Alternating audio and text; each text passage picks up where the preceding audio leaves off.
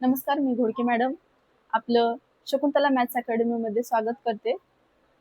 तर आज आपला भूमितीचा दुसरा पार्ट आलेला आहे. म्हणजे मी आज नेक्स्ट लेक्चर घेत आहे.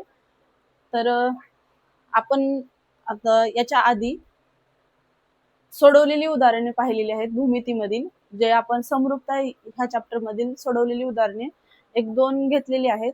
आता याच्यानंतर समरूपता या चॅप्टर मधील सोडवलेली उदाहरणातील तिसरं उदाहरण क्रमांक आपलं चाललेलं आहे. ते घेण्यापूर्वी तुम्ही सगळ्यांनी वही आणि पेन घेऊन बसा, तसेच पुस्तकही समोर असू द्या. म्हणजे पाहिल्यानंतर तुम्हाला लवकर लक्षात येईल आणि बेसिक पासून एकदम समजून घेण्यासाठी तुम्हाला वही पेन सोबत असणं गरजेचंच आहे. कारण माझ्यासोबत तुम्ही जर आकृत्या काढल्या, माझ्यासोबत गणित सोडवलं तर तुम्हाला सोडवता सोडवता म्हणजे ते लवकर लक्षात येईल. चला आपण आपल्या पाठ्यक्रमातील सोडवलेल्या उदाहरणातील उदाहरण क्रमांक 3 जे पेज नंबर 4 वरती आहे ते आज घेत आहोत.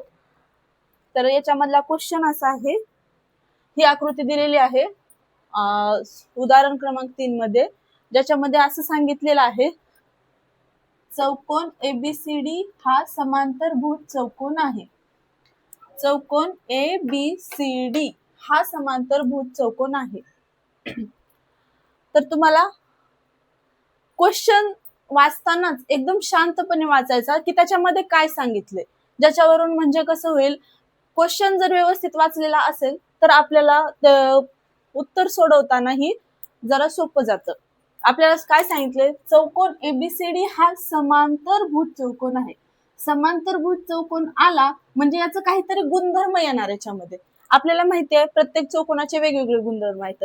जसं समांतरभुज चौकोन, समभुज चौकोन, काटकोन म्हणजे हे समांतरभुज, समलंब, हे चौकोन आल्यानंतर प्रत्येकाचा गुणधर्म वेगळा येणार. मग या गुणधर्माचा यात विचारलेल्या प्रश्नाशी काहीतरी संबंध असणार. त्यामुळे लक्षात घ्यायचं की आपल्याला कोणता चौकोन विचारलाय. मग इथं काय विचारलंय, समांतरभुज चौकोन. समांतर म्हणजे काय, एकमेकांशी समांतर असणारे, असे समांतर किंवा असे कसेही समांतर. म्हणजे जर ही रेषा आपण पुढे कितीही वाढवली, म्हणजे अनंतापर्यंत वाढवली, तरी ती एकमेकांना कुठेही छेदणार नाही, म्हणजे एकमेकांना कुठेही अशी क्रॉस करणार नाही. याला काय म्हणणार, समांतर रेषा. मग अशा जर दोन रेषा, म्हणजे समोरासमोरील रेषा, ही रेषा, ह्या समोरासमोरील रेषा आणि या समोरासमोरील रेषा जर समांतर असतील तर या चौकोनाला काय म्हणायचं, समांतरभुज चौकोन असं म्हणायचं. हे झालं आपल्या बेसिक मध्ये की समांतरभुज चौकोन कशाला म्हणायचं. मग आता आपल्याला सांगितलेलं काय आहे की चौकोन एबीसीडी हा समांतरभुज चौकोन आहे. तर इथं बघायचं क्वेश्चन मध्ये, चौकोन एबीसीडी कोणता आहे, ए बी सी डी, म्हणजे हा जो तयार झालेला आहे तर हा समांतरभुज चौकोन आहे. ए बी सी डी हा जो तयार झालेला आहे हा समांतरभुज चौकोन आहे. आणि नंतर काय सांगितलेलं आहे, पी हा बाजू बीसी वरील कोणताही एक बिंदू आहे. कोणताही म्हणजे काही वेळेस काय होतं की बाजू बीसी वरील हा मध्यबिंदू आहे असंही सांगितलं जातं. मध्यबिंदू असल्यानंतर त्याचा म्हणजे गुणधर्म वेगळा येणार. त्याच्यामध्ये जे आपण नंतर क्वेश्चन सोडवताना जे नंतर येणार ते जे असणार आहेत त्याच्यातलं वेगळे येणार, गुणधर्म वेगळे येणार. मग इथे कोणताही म्हणले म्हणजे कोणताही म्हणजे ह्याच्यामध्ये दुसरा काही गुणधर्म अप्लाय होणार नाही. म्हणजे पी हा कुठलाही मध्यबिंदू नाही, याचा अर्थ कुठलाही आहे जो रॅन्डमली कुठलाही उचललेला आहे. तर समान क्षेत्रफळाच्या त्रिकोणाच्या जोड्या शोधा. आपल्याला 2 जोड्या शोधायला सांगितलं. समान त्रिकोणाचे क्षेत्रफळ असलेल्या 2 जोड्या शोधायला सांगितलं. आता एक सांगते की जर समांतरभुज चौकोनाच्या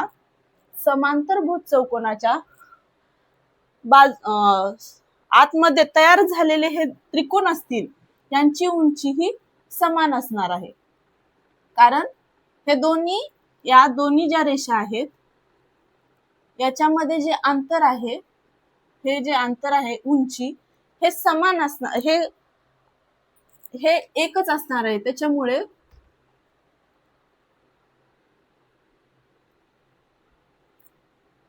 उंची आता आपण पाहूया त्रिकोण ABC व त्रिकोण BDC याच्यामध्ये आता आपण पाहणार आहोत त्रिकोण ABC म्हणजे सोडवताना आपल्याला क्वेश्चन काय विचारलेला आहे की दोन जोड्या शोधा. मग आपण हे पाहिलेलं आहे की दोन त्रिकोणाच्या क्षेत्रफळाचे गुणोत्तर हे त्याच्या पाया आणि उंचीच्या गुणाकाराच्या गुणोत्तराच्या प्रमाणात असतं. तर काय करायचं, इथं पाया कोणत्या कोणत्या त्रिकोणाचा समान येईल असं बघायचं. मग इथे दोन त्रिकोण दिसत आहेत की हे बघा, त्रिकोण ABC आणि त्रिकोण BDC. त्रिकोण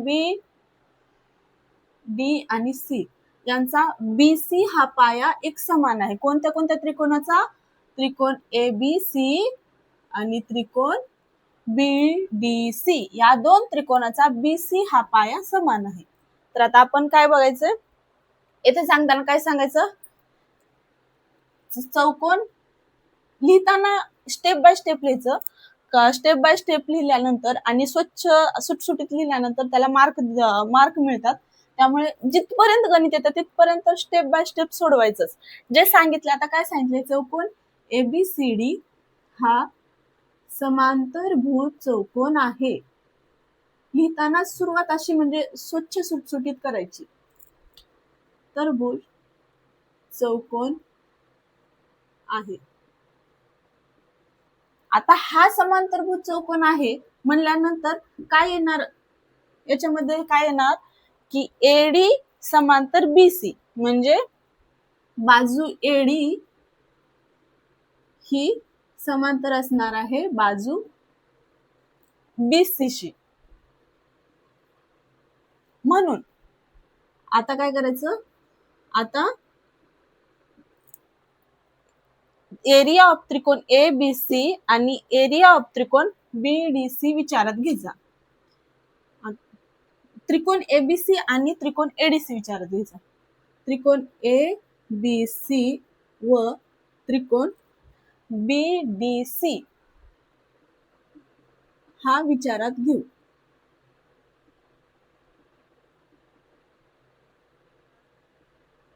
कारण इथे काय आहे, BC एकाच पायावर हे दोन त्रिकोण तयार झालेले आहेत. मग आता इथे विचारात घेतल्यानंतर काय असणार आहे, BC आणि BC हा त्रिकोण ABC व त्रिकोण BDC चा पाया आहे. BC हा त्रिकोण ABC व त्रिकोण BDC चा पाया आहे व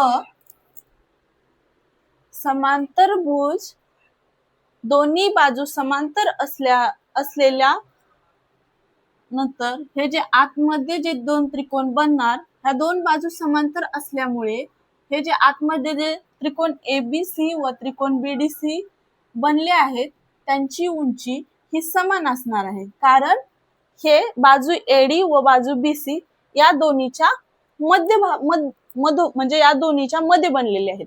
त्याच्यामुळे त्यांची उंची ही समान असणार आहे. कारण आता आपण बघू शकतो ABC आणि BDC याच्यामध्ये ह्या दोन्ही मधलं अंतर समान आहे. कारण ह्या दोन्ही रेषेमधील अंतर कसं आहे,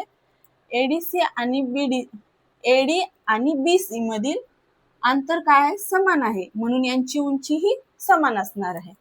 तर काय लिहायचं, BC हा त्रिकोण ABC व त्रिकोण BDC चा पाया आहे व AD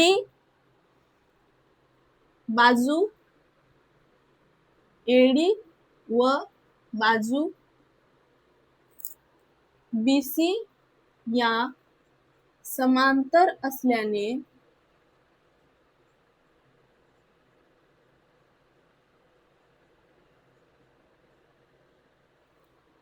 त्रिकोण ABC व त्रिकोण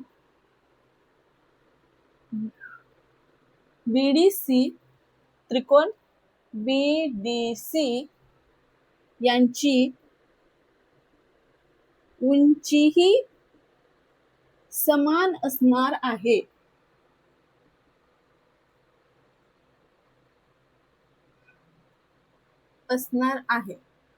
तर आपल्याला माहिती आहे की जेव्हा उंची समान असते तेव्हा येणारं क्षेत्रफळ हे एकास एक या प्रमाणात असतं. म्हणजे कसं, एरिया ऑफ त्रिकोण ABC, कारण इथे काय आहे, उंची आणि पाया समान आहे. BC हा पाया पण समान आहे आणि इथे दोन्हीच्या आतमध्ये, दोन रेषेच्या आतमध्ये हे त्रिकोण बनले असल्याने, समांतर दोन रेषेच्या आतमध्ये बनल्या असल्याने यांची उंचीही समान आहे. म्हणून एरिया ऑफ त्रिकोण ABC व एरिया ऑफ त्रिकोण BDC यांचं क्षेत्रफळ कसं असणार आहे, एकास एक या प्रमाणात आहे. मग याचा अर्थच काय होणार, एकास एक असल्यानंतर आपण काय लिहितो, एरिया ऑफ त्रिकोण ABC. आता हे जे छेदात आहे ते इकडे जाऊन काय होणार, इकडे जाऊन गुणाकारात होतं, माहिती आहे ना आपल्याला. तर एरिया ऑफ त्रिकोण ABC हे बरोबर होणार एरिया ऑफ त्रिकोण BDC. म्हणजेच आपल्याला ही एक जोडी मिळालेली आहे. कशाची, ज्या त्रिकोणाच्या समान क्षेत्रफळ आहे अशी आपल्याला ही एक जोडी मिळालेली आहे. एरिया ऑफ त्रिकोण ABC व एरिया ऑफ त्रिकोण BDC अशी ही पहिली जोडी मिळालेली आहे.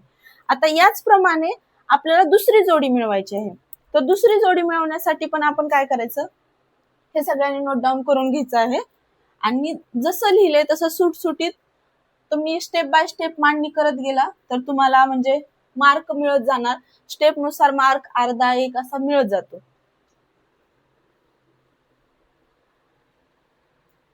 हे आपण एक जोडी शोधलेली आहे. आता आपल्याला दुसरी जोडी शोधायची आहे.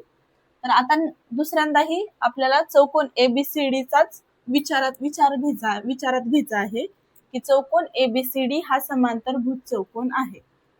आणि आता दुसरी जोडी शोधण्यासाठी आपल्याला दुसऱ्या कोणता दोन त्रिकोणाचा पाया समान आहे ते आपण बघूया. तर आता इथे बघूया, या त्रिकोणामध्ये असे पाया समान असणारे दोन त्रिकोण बघायचे. आता इथे बघू, आपण समजा DC ही घेतलं तर याच्यामध्ये त्रिकोण DC पाया असणारा त्रिकोण कोणता तयार होतोय, ADC. आणि DC पाया असणारा अजून दुसरा कोणता त्रिकोण तयार होतोय का, तर नाही. आपल्याला काय शोधायचे, जोडी शोधायची. याच्यामुळे आपण असं बघायचं की ज्याचा पाया हा दोन त्रिकोणांचा पाया असणार आहे. आता याच्यामध्ये ADC हा फक्त त्रिकोण ADC चा हा DC पाया असणार आहे, म्हणजे ह्याला विचारात घ्यायचं नाही. आता दुसरं, आपण हे तर पाहिलेलं आहे आधी, BC हा एक पाया घेऊन आपण एक जोडी शोधलेली आहे. आता दुसऱ्यांदा आपण काय करूया,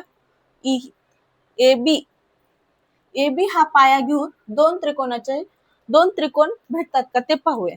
तर बघूया, त्रिकोण ABC आणि त्रिकोण ABD हे दोन त्रिकोण आपल्याला AB या पायावरती मिळतात. मग आता काय करायचं, तर आपण ह्या दोन बाजूच्या आतमधल्या ह्या दोन त्रिकोणाचा विचार करतोय. कोणता, त्रिकोण ABD आणि त्रिकोण ABC. त्रिकोण ABD व त्रिकोण ABC या दोन त्रिकोणाचा आपण आता विचार घेतोय.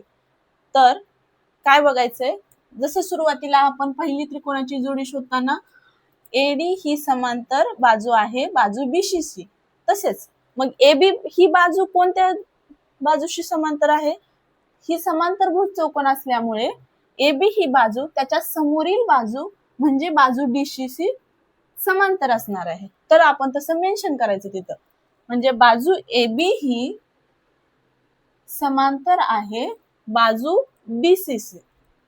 आणि आपल्याला दुसरी जोडी काढायची आहे ज्याच्यामध्ये दोन त्रिकोणाचं क्षेत्रफळ हे समान असणार आहे.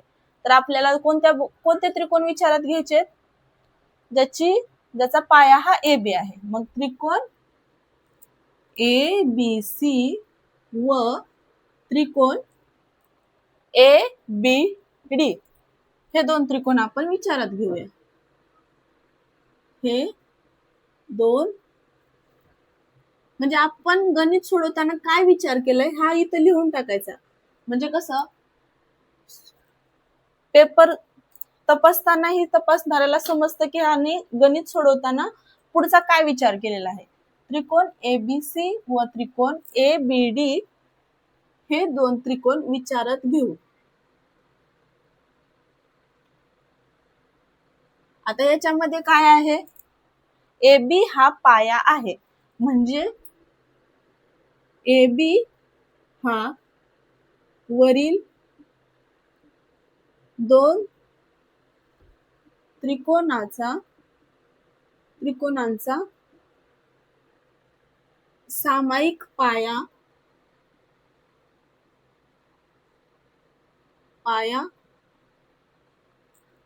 असून हे दोन त्रिकोण ए बी हे दोन त्रिकोण दोन समांतर रेषेच्या आतमध्ये बनले असल्याने यांची उंची ही समान आहे. सो दोन समांतर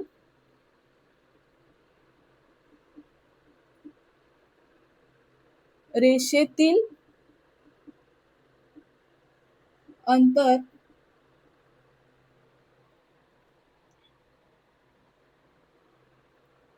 समान असल्याने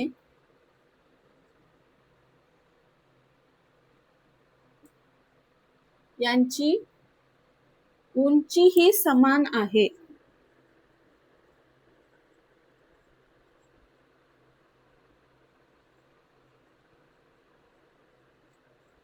म्हणून आपल्याला काय माहिती आहे, दोन त्रिकोणाच्या क्षेत्रफळाचे गुणोत्तर पाया व उंची समान असेल तर एकास एक होते. तर ते आपण तसं लिहायचं, एरिया ऑफ त्रिकोण ए बी सी छेद एरिया ऑफ त्रिकोण ए बी डी च गुणोत्तर पाया उंची सेम, म्हणजे पाया काय आहे, ए बी हा पाया आहे आणि उंची ही जी उंची दिलेली आहे ही उंची समान आहे. म्हणून या दोन्हीचं गुणोत्तर एकास एक, याचाच अर्थ एरिया ऑफ त्रिकोण A B C is equal to area of त्रिकोण ए बी डी. म्हणजे ही झाली दुसरी जोडी ज्यांचं क्षेत्रफळ समान आहे. हा झाला आपण सोडवलेल्या उदाहरणामधला तिसरा प्रश्न. तर हे असं सुटसुटीत लिहून घ्यायचं, म्हणजे आणि लिहिताना म्हणजे जेवढं रोज शिकवून होईल त्याची निदान 4 ते 5 वेळेस तरी प्रॅक्टिस करायची. गणिताची प्रॅक्टिस केल्यानंतरच गणित परफेक्ट होतं, हे मी रोज रोज तुम्हाला सांगेल. याची रोजही जेवढं आज म्हणजे लेक्चर मध्ये गणित होईल त्या गणिताचे एक गणित निदान 3 ते 4 वेळेस तरी स्वतःहून सोडवून पहा. म्हणजे कसं तुम्हाला ते लक्षात येईल आणि 3-4 वेळेस सोडवलं ना ते पाठच होऊन जाईल तुम्हाला आणि त्याची कन्सेप्टही क्लिअर होऊन जाईल. आता आपण सोडवलेल्या उदाहरणातलं उदाहरण क्रमांक 4 बघणार आहोत.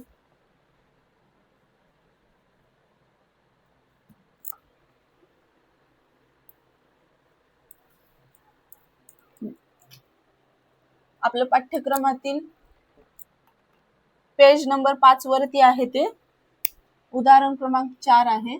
याच्यानंतर मी तुमचा सराव प्रश्नसंच घेणारच आहे, पण तुम्हाला सुरुवातीला थोडंसं लक्षात यावं ते काय कन्सेप्ट आहे त्याच्यामध्ये. त्यामुळे मी जे पुस्तकात सोडवून दिलेले आहेत ते गणित आधी घेते, ज्याच्यावरून तुम्ही जेव्हा पुस्तक घेतलं तर तुम्हालाही समजून जाईल की हे गणित कसं सोडवलंय. कारण स्वतःहून समजून घेताना थोडासा त्रास होतो, पण एकदा समजून घेतलं म्हणजे कोणीतरी समजावून सांगितलं तर आपल्या बरोबर लक्षात येतं. आता हे जे 4 नंबरचं आहे त्याच्यामध्ये काय सांगितलेलं आहे, काय विचारलेले आहे आपण बघूया.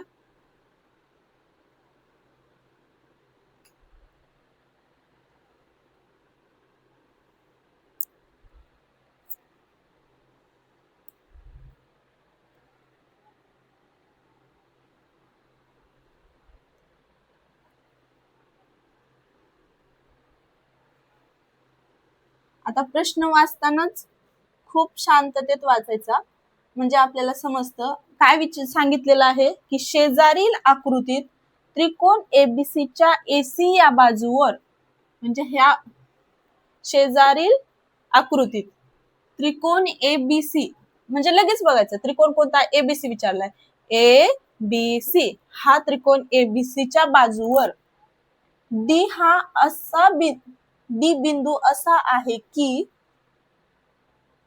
एसी बरोबर 16, म्हणजे त्रिकोण एबीसीच्या एसी ही काय, एसी ही काय, बाजूवरील डी हा बिंदू असा आहे की एसी बरोबर, एसी ची काय दिलेली आहे व्हॅल्यू, एसी बरोबर 16 आणि डीसी बरोबर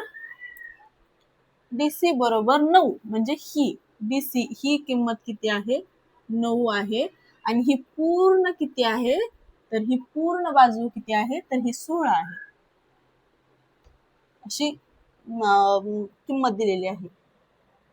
तर बीपी लंब एसी, ही जी रेषा बीपी आहे, बीपी ही लंब कशावर आहे, एसी, एसी या बाजूवर लंब आहे, लंब याचा अर्थ बीपी ही रेषा एसी या बाजूवर काटकोनात विभाजते, म्हणून बीपी ही लंब आहे एसी वर. तर जे दिले ते असं लिहून घ्यायचं, म्हणजे आपल्याला पुढे सोडवताना ज्या मेन पॉइंट आहेत ते लिहूनच घ्यायचे. बीपी लंब एसी, हे लंबचं चिन्ह आहे. तर काय जे क्वेश्चन विचारले, पहिला क्वेश्चन काय विचारलाय ह्यांनी, की 1 नंबरचा क्वेश्चन विचारलाय एरिया ऑफ त्रिकोण ए बी डी चे गुणोत्तर, एरिया ऑफ त्रिकोण ए बी सी शी काढायचे आहे, याचे गुणोत्तर काढा, असा आपला हा पहिला प्रश्न त्यांनी विचारलेला आहे. तर आता आपण पाहूया त्रिकोण ए बी सी, नाही त्रिकोण ए बी डी, त्रिकोण ए बी डी आणि त्रिकोण ए बी सी याचे गुणोत्तर काढायला सांगितलेले आहे. आता याचं गुणोत्तर कशा असणार आहे, आपल्याला माहिती आहे, पाया गुणिले उंची भागिले पाया गुणिले उंची असा रूपात असणार आहे. तर आता आपण काय करायचं, याच्यामध्ये पाया ठेवून द्यायचा. एबीडीचा कोणता पाया आहे, त्रिकोण ए बी डी चा एडी हा पाया आहे, म्हणजे एडी या पायावरती त्रिकोण ए बी डी हा बनलेला आहे. तसेच उंची काय आहे, त्रिकोण ए बी डी ची उंची काय आहे, लंब टाकलाय, म्हणजे जो लंब टाकला शिरोबिंदूतून समोरच्या बाजूवर टाकलेला लंब ही त्या त्रिकोणाची उंची असते, म्हणजे बीपी ही उंची आहे. तसेच त्रिकोण ए बी सी, आता हा मोठा त्रिकोण, त्रिकोण ए बी सी याच्यामधला एसी हा पाया आहे आणि उंची याच्यात पण बीपी ही उंची आहे, कारण या त्रिकोणातही बी या शिरोबिंदूतून एसी या समोरील बाजूवर टाकलेला बीपी हा लंब आहे, म्हणजे बीपी ही त्रिकोण एबीसी ची आणि त्रिकोण एबीडी ची उंची आहे. आलं लक्षात. आता समान व्हॅल्यू असल्यानंतर हे कट होतात, म्हणजे बीपी ही उंची या बीपी या उंचीशी कट झाली. आता एडी ची व्हॅल्यू, मग आपल्याला आता काय करायचंय, एडी ची व्हॅल्यू ठेवायची आणि त्याच्यानंतर एसी ची व्हॅल्यू, हे जसं म्हणजे समीकरणात जसं येईल तशी याच्या व्हॅल्यू ठेवून द्यायच्या. एडी भागिले एसी, एसी ची व्हॅल्यू काय आहे, आपल्याला एडी ची तर दिलेली नाही, क्वेश्चन मध्ये एडी ची व्हॅल्यू दिलेली आहे का, नाही. आपल्याला डीसी ची व्हॅल्यू दिलेली आहे, ती किती दिलेली आहे, 9 दिलेली आहे, आणि एडी ची व्हॅल्यू किती, एडी ची व्हॅल्यू दिलेली नाही, ती आपल्याला काढायची आहे. आणि एसी ची किती दिलेली आहे, तर 16 दिलेली आहे. तर आपल्याला एडी ची व्हॅल्यू काढण्यासाठी काय करावं लागेल, आता इथं बघा, एसी ही बाजू म्हणजे एसी हे अंतर कशापासून बनलेलं आहे, एडी आणि डीसी या दोन अंतरातून एसी हे पूर्ण अंतर बनलेलं आहे. मग आपण काय करायचं, AC बरोबर AD आणि आपल्याला काढायला काय सांगितलंय AD, म्हणून काय घ्यायचं AD. याच्यात असं पण आहे म्हणजे AP plus PD plus DC असं पण करू शकतो, पण आपल्याला AP ची व्हॅल्यू विचारलेलीच नाही, म्हणून आपण AP काढणार आहेत का? नाही काढणार. म्हणून आपण AP नाही, डायरेक्ट AD ची व्हॅल्यू काढून घ्यायची. AD प्लस DC झालं, म्हणजे AC बरोबर AD प्लस DC. आता आपल्याला काय विचारलेलं आहे? AD ची व्हॅल्यू विचारलेली आहे. आपल्याला AC ची व्हॅल्यू दिलेली आहे, ती किती आहे? 16 आहे बरोबर. AD ची व्हॅल्यू काढायची आहे, म्हणून आपण AD आहे तसंच ठेवणार, प्लस DC ची व्हॅल्यू किती दिलेली आहे, जे की क्वेश्चन मध्येच दिलेली आहे 9, तर ती आपण आहे अशी लिहिणार. आता इथं बघा, आपल्याला AD ची व्हॅल्यू काढायची आहे, म्हणजे हे काय आहे? प्लस मध्ये आहे, तर हे समीकरणाच्या इकडल्या बाजूला आल्यानंतर काय होणार? ते बरोबर चिन्हाच्या इकडल्या बाजूला आल्यानंतर काय होणार? ते वजा होणार, म्हणजे 16 वजा 9 बरोबर AD. तर आता काय, 16 मधून 9 गेल्यानंतर किती राहणार? 7. 9 7 16, म्हणजे AD ची काय व्हॅल्यू आली? 7 ही AD ची व्हॅल्यू आलेली आहे. आता दिलेल्या समीकरणामध्ये आपण AD ची व्हॅल्यू ठेवून देऊया. तर AD ची व्हॅल्यू किती सांगितली निघाली आपली? AD ही 7 निघाली. AD ची व्हॅल्यू 7 निघाली. याचं आपल्याला अंशछेद रूपात भाग घालून कमी याच्यात करता येतं का? तर नाही येत, कारण ही हा प्राईम नंबर आहे आणि हे कोणत्याच कसोटीत बसत नाही, यांचा भाग एकमेकांना भाग जाणार नाही. 7 16 या दोन्ही संख्येला कोणत्याच संख्येनं म्हणजे एक सोबतच कोणत्या संख्येनं भाग जाणार नाही, म्हणून 7 आणि 16 हे व्हॅल्यू असंच राहील. आणि एरिया ऑफ त्रिकोण ABD आणि एरिया ऑफ त्रिकोण ABC यांचं गुणोत्तर काय येईल? जे पहिल्यांदा विचारलेलं आपल्याला 7/16. जर भाग दोन्ही वरच्या अंशातल्या आणि छेदातल्या दोन्ही संख्येला जर एकाच संख्येने भाग जाऊन त्याचं जर छोट्या म्हणजे लहानात लहान अंश आणि छेद रूपात रूपांतर होत असेल तरच भाग घालायचा, आणि जर दोन्ही संख्येला एकाच संख्येनं भाग जात नसेल तर मग आहे तसं हे ठेवून द्यायचं. म्हणजे 7/16 हे त्रिकोण ABD व त्रिकोण एरिया ऑफ त्रिकोण ABC चं गुणोत्तर आलेलं आहे. आता आपल्याला दुसरं काय विचारलेलं आहे? हे झालं पहिलं, आहे असं लिहून घ्या, स्टेप बाय स्टेप लिहून घ्या, म्हणजे कसं समजताना पण नंतर तुम्हाला समजून घेताना पण सोपं पडेल. आता आपल्याला दुसरा क्वेश्चन काय विचारलेला आहे त्यांनी?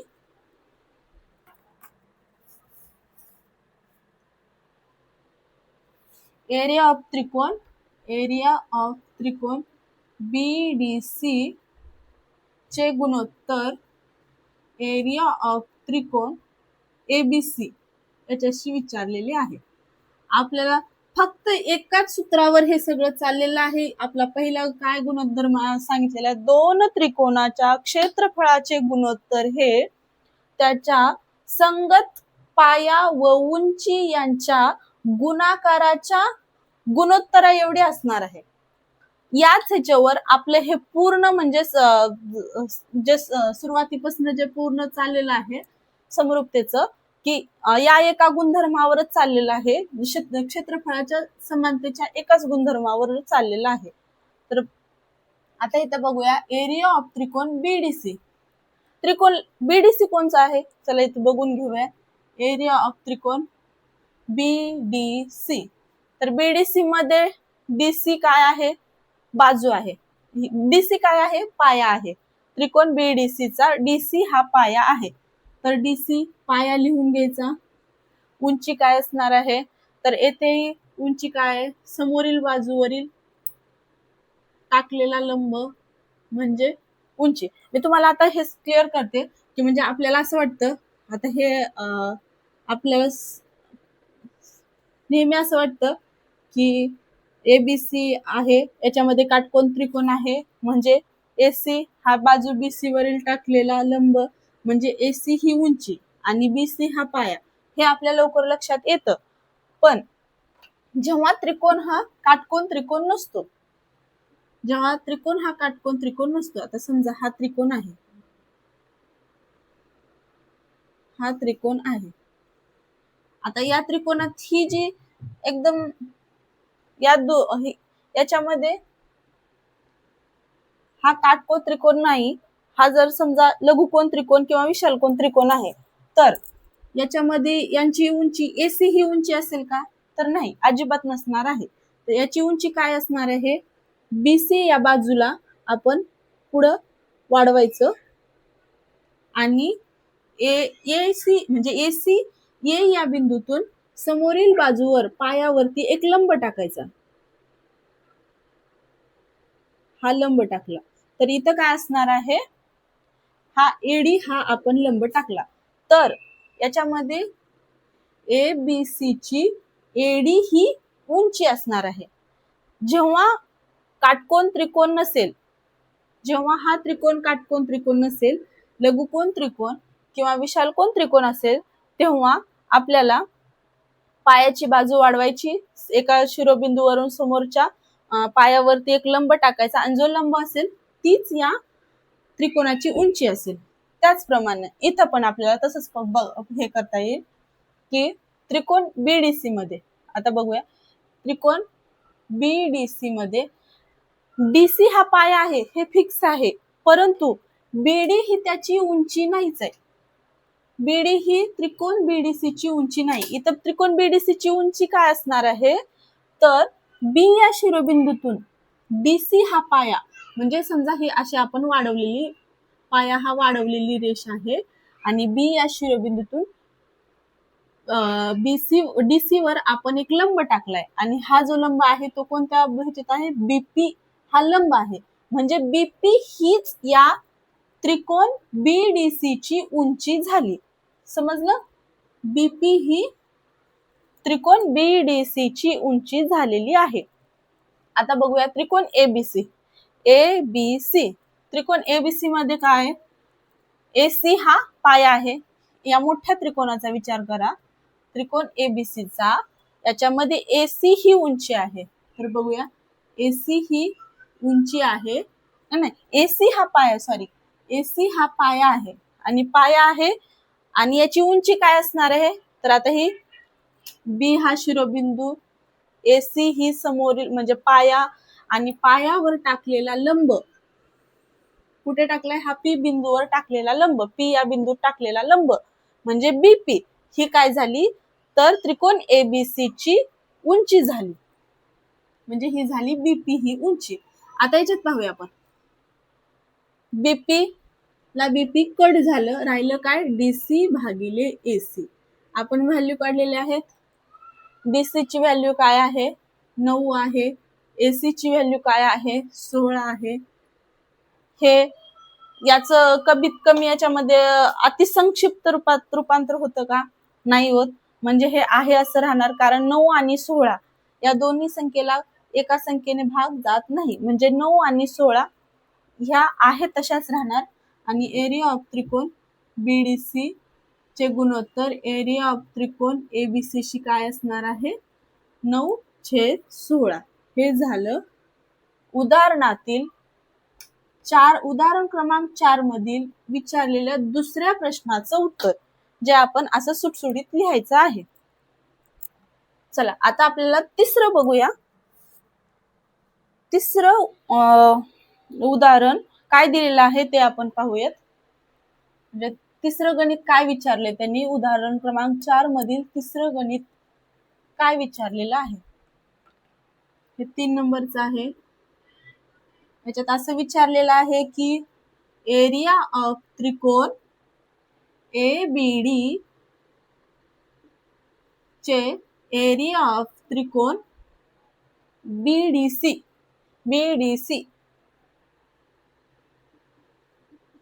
असणारे गुणोत्तर काय असणार आहे, म्हणजे बरोबर टू काय असणार आहे असं विचारलेलं आहे. तर आता बघूया आपण, आपल्याला फक्त काय बघायचंय? एबीडीचा पाया काय आहे, बीडीसीचा पाया काय आहे, त्यांची उंची काय आहे, आणि जसं सूत्र जसं सांगितले गुणोत्तराचं त्याच्यामध्ये फक्त वरती दिलेली व्हॅल्यू पुट करायची आहे. आणि जर नाही म्हणजे वरती दिलेली व्हॅल्यू जर सफिशियंट नसल तर आपल्याला ती व्हॅल्यू दिलेल्या म्हणजे जे क्वेश्चन मध्ये दिलेल्या असतात ज्या व्हॅल्यू त्याच्यावरूनच आपल्याला त्या व्हॅल्यू काढता येतात. फक्त एवढंच की डोकं शांत ठेवून गणिताकडे बघायचं आणि ते कसं काढता येईल हे पाहायचं. आता बघूया एरिया ऑफ त्रिकोण एबीडी. आपल्याला सगळ्याला माहिती आहे एरिया ऑफ त्रिकोण एबीडी म्हणजे पाया गुणिले उंची. चला पाया गुणिले उंची एबीडीचा पाया काय आहे बघायचा आहे. ए बी डी याच्यात बघतोय आपण एडी हा पाया आहे. चला पाया लिहून दिला आपण, एडी हा पाया लिहिला. आता एबीडी मध्ये उंची काय आहे तुम्हाला मी सारखं सारखं तेच रिपीट करते की बी या शिरोबिंदूतून समोरील बाजूवर टाकलेला लंब म्हणजे त्या त्रिकोणाची उंची. म्हणजेच ए बी डी ची उंची काय आहे, बीपी ही उंची आहे. तसेच आपल्याला दुसरं काय सांगितलं आहे, एरिया ऑफ त्रिकोण एबीडी आणि एरिया ऑफ त्रिकोण बीडीसी यांचं गुणोत्तर काढायला सांगितलेलं आहे. एरिया ऑफ त्रिकोण बीडीसी. आता त्रिकोण बीडीसी विचारात घ्यायचा आपल्याला. त्रिकोण बीडीसी याच्यामध्ये पाया काय आहे, बीडीसीचा पाया आपल्याला ज्याची व्हॅल्यू दिली आहे ना ते लक्षातच घ्यायचं. बीडीसीचा डीसी हा पाया आहे. म्हणजे डीसी हा पाया आहे गुणिले. आता इथं पण मी तुम्हाला सांगितलं लघु कोण असो किंवा विशाल कोण असो याच्यामध्ये आपल्याला लंब टाकलेला असेल म्हणजे जो लंब समोरच्या बाजूवर टाकलेला असेल तीच याची उंची असणार आहे. म्हणजे ही बाजू पुढं वाढवून या बाजूवर लंब टाकायचा आणि जो लंब टाकलाय तीच याची उंची असेल. म्हणजे या दोन्हीतलं अंतर कसं, आता हे आता ह्या दोन रेषेतलं अंतर जे आहे ते आपण असं तिरकस तर मोजणार नाही. मग या दोन रेषेतलं आपण अंतर कसं मोजणार, तर हे असं ही काल्पनिक रेषा म्हणजे काल्पनिक बाजू वाढवली, ही आपण शिरोबिंदूतून काल्पनिक लंब टाकला म्हणजे ह्याच्यात काय होणार आहे, एसी ही उंची झाली. समजलं. तस याच्यामध्ये बीपी ही बीडीसीचा विचार घेतोय आपण, बीडीसी मध्ये बीपी ही याची उंची झाली. कोणत्या त्रिकोण बीडीसीची बीपी ही उंची झाली. आता समान बाजू आल्यानंतर त्या कट होणार, बीपी हे बीपीशी कट झालेलं आहे. आता काय सांगितलंय, एडी भागिले डीसी. बरोबर. आपल्याला एडीची व्हॅल्यू दिली आहे का, नाही दिली. एडीची व्हॅल्यू ही आहे आणि डीसीची व्हॅल्यू आपल्याला माहिती आहे, आपण डीसीची व्हॅल्यू 9 लिहू. आता मग अशाच्या उदाहरणात पण मी तुम्हाला एडीची व्हॅल्यू काढून दाखवले, पण आता ही दाखवते. आता एडी आणि डीसी मिळून काय बनलेलं आहे, तर हे पूर्ण एसी बनलेलं आहे. म्हणजे बघा आपल्याला आता हे एक रेषा आहे, आता म्हणजे ही ए बी ही एक दोरी आहे आणि आता ह्या ए बी या दोरीलाच मी जोडून दुसरी दोरी लावते बीसी. म्हणजे बीसी ही दुसरी दोरीची गाठ मारलेली आहे. म्हणजे हे इथं गाठ मारली. आता आपल्याला माहिती आहे ह्या एसीचं पूर्ण अंतर काय होणार आहे, हा एसी ही आता एक दोरी झाली आणि ह्या एक दोरीचं काय अंतर असणार आहे, एसी या पूर्ण दोरीचं अंतर ही ए बी आणि ही बीसी, ही पहिली दोरी आणि ही दुसरी दोरी यांना मिळून तयार झालेलं हे एसी हे अंतर आहे. हे ए बी प्लस बीसी हे अंतर झालं एसीचं. तर त्याचप्रमाणे आपल्या इथं लक्षात घ्यायचंय की एसी समजा आपली ही एक दोरी आहे, एसी ही एक आपली दोरी आहे. तर एसी दोरी कोणत्या दोन दोऱ्यांनी बनलेली आहे, एडी आणि डीसी. आपण एपी पीडी डीसी असं पण घेऊ शकतो, पण आपल्याला एपी आणि पीडीच्या व्हॅल्यू दिलेल्या आहेत का, नाही दिल्या. मग आपल्याला काढायची कशाची, तर एडीची काढायची आणि आपल्याला दिली आहे कशाची व्हॅल्यू, तर डीसीची करायची. मग आपण मोठे तुकडे विचारात घ्यायचे, एडी आणि डीसी हे दोन मोठे तुकडे लक्षात घ्यायचे. एडी प्लस डीसी हे दोन मोठे तुकडे विचारात घेतले. आता आपल्याला एसीची व्हॅल्यू दिलेली आहे, काय दिलेली आहे, 16 दिलेली आहे. हे मगाशी पण काढलंय, हे परत पण म्हणजे तुम्ही एकच गणित सोडवता त्याच्यामुळे दुसऱ्यांदा काढायची गरज नाही. पण तरीही मी तुम्हाला परत एकदा एक्सप्लेन करून सांगते की हे कसं सोडवलंय. आता एडी आणि डीसी. आता एडीची काय दिलेली आहे, आपल्याला एडी काढायची आहे, कारण इथे एडीची बाजू, एडीची बाजूची लांबी काढायची आहे. तर एडी बघा आहे असंच लिहिणार. डीसी आपल्याला दिलेला आहे, क्वेश्चन मध्येच दिलेला आहे, हे 9. आता हे प्लस मधलं 9 इकडे गेल्यानंतर काय होणार, मायनस होणार. -9 बरोबर एडी होणार. एडीची मग काय व्हॅल्यू येणार, एडी बरोबर काय येणार 7. ही एडीची व्हॅल्यू आलेली आहे. मग आलेली व्हॅल्यू आहे तशी, जी व्हॅल्यू आली आहे तशी ठेवून द्यायची, जे आपण समीकरण मांडलेलं आहे त्यामध्ये. म्हणून मग इथं काय लिहायचं, म्हणून एरिया ऑफ त्रिकोण एबीडी चे गुणोत्तर एरिया ऑफ त्रिकोण बीडीसी ची काय आहे 7/9, म्हणजे 7/9 हे याचं गुणोत्तर आहे. समजलं. आता ह्या 4 नंबर नंतर आपले समरूपता या प्रकरणातील सोडवून दिलेली उदाहरणे संपलेली आहेत. मग तुम्हाला मी हे सोडवून दिलेली उदाहरणे याच्यासाठी परत सांगितलीत की म्हणजे तुम्हाला जेव्हा तुम्ही गणित सोडवताल तेव्हा तुम्हाला ते ओळखीचं वाटेल आणि तुमच्या ते लवकर लक्षात येईल की याच्यामध्ये कशा कशा प्रकारे विचार केलेला आहे, कोणत्या कोणत्या गोष्टीचा विचार केलेला आहे, हे आपल्याला सोडवताना लक्षात येईल. म्हणून मी परत तुम्हाला हे सोडवलेले उदाहरण पुस्तकात सोडवून दिलेलं असतानाही सोडवून दिलेले आहेत, म्हणजे एक्सप्लेन करून सांगितले थोडक्यात. म्हणजे तुम्हाला फक्त एक्सप्लेन केले की कसं कसं केलंय. म्हणजे गणितामध्ये मोठ्या गोष्टी शिकण्यापेक्षा एकदम बेसिक माहित असणं गरजेचं असतं, कारण बेसिक वरच आपलं समोरचं गणित कसं सुटल हे महत्वाचं असतं. आणि बेसिक वरच गणित, ज्याचं बेसिक पक्का असतं ना त्याला बरोबर गणित सुटतं. मग ते कितीही मोठं असलं ना तरी बेसिक क्लिअर असेल ना तर गणित आपोआप म्हणजे त्या बेसिकच्या स्टेप बाय स्टेप गेलं ना सुटत जातं. आणि एकदम छोट्या छोट्या हे गोष्टी असतात ज्या की आपल्याला लक्षात ठेवायच्या असतात, ज्याच्यामध्ये वेगवेगळे गुणधर्म आले. आता इथून पुढे आपल्याला प्रमेय शिकायचे, असे वेगवेगळ्या. मी तुम्हाला प्रमेय पण इतक्या सोप्या भाषेत सांगेल आणि इतकं म्हणजे त्याची प्रॅक्टिस पण करून घेईल की म्हणजे तुमच्या ते बरोबर लक्षात येईल. प्रमेय म्हणलं की सगळ्यांना भीतीचा विषय वाटतो, पण ते तसं अजिबात नसणार आहे, एकदम बेसिक. म्हणजे आपण ग्रामीण भागातील मुलं कसं गणिताकडे कोणत्या दृष्टीने बघतो त्या दृष्टीनं मी स्वतः पाहून तुम्हाला तसं शिकवणार आहे. म्हणजे जास्त असं मोठाड हवेतल्या गोष्टी बोलून मी तुमच्या सोबत अजिबात शिकवणार आहे. जसं मी 10वीला असताना मी कसा गणिताचा विचार करत होते की हे गणित सोडवताना कसा विचार करावा लागेल, किंवा हे गणित सोडवताना म्हणजे मला कोणत्या कोणत्या अडचणी आल्या होत्या मी ते तुम्हाला एकदम छोट्या डिटेलमध्ये एक्सप्लेन करून सांगेल, म्हणजे तुमच्या पण ते लक्षात येईल. आणि जर तुम्हाला काय वाटत असेल तर तुम्ही त्या कमेंट बॉक्समध्ये मला सांगा की मॅडम हे मला हा पार्ट समजला नाही, मला हे थोडंसं अवघड वाटतं, तर मग मी तुम्हाला एक्सप्लेन करून सांगेल. तर आजच्या पुरतं आपलं हे एवढंच घेऊया. आपण नेक्स्ट लेक्चरला सराव संच 1.1 घेणार आहे. तर आपण मी जे हे सोडवून दिलेली उदाहरणे आहेत, तर प्रत्येक उदाहरण निदान तुमचं होमवर्क म्हणून प्रत्येक उदाहरण 3 ते 4 वेळेस तुम्ही स्वतः सोडवून पहा. एकदा बघून सोडवायचं, त्याच्यानंतर स्वतःहून 2-3 वेळेस सोडवून बघायचं, म्हणजे तुम्हाला एकदा लक्षात आलं, स्टेप लक्षात बसली की बरोबर आपल्याला परीक्षेमध्ये ते आठवायला लागतं आणि बरोबर आपण स्टेप बाय स्टेप गणित सोडवून फायनल पर्यंत आपलं गणित म्हणजे सुटत जातं. तर चला, धन्यवाद.